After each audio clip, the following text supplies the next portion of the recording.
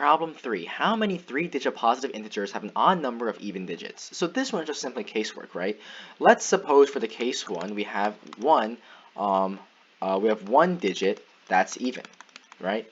And then therefore, what is that case? Well, it's a 3-digit number, so we have 3 slots. But how many ways are there to choose the 1 digit?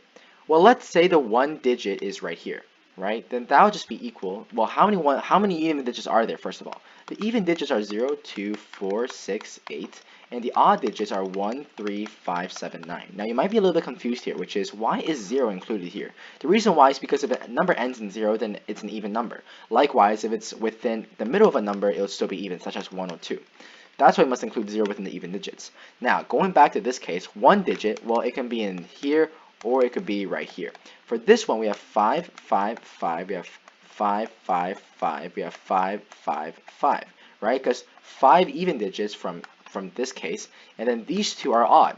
But then they also have 5 choices, so we multiply by 5 as well. So that's 125, that's 125, that's 125. And since these are sub-cases within the case, we sum them up to get 125 times 3. But the problem here is that we overcounted, which is that we overcounted the case of this one.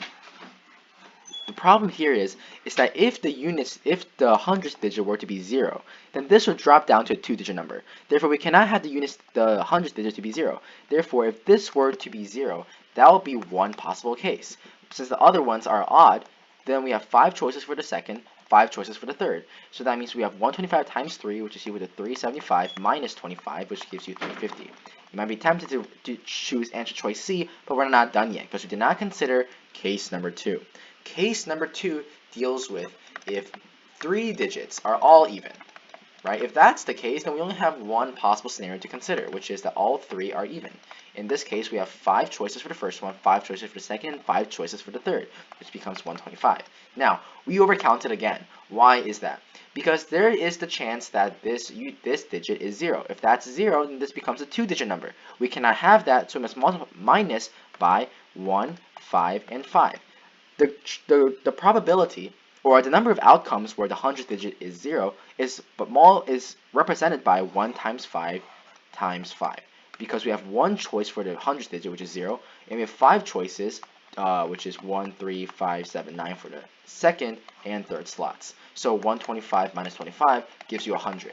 Therefore, 100 plus 350 gives you 450. So your answer choice should be answer choice D.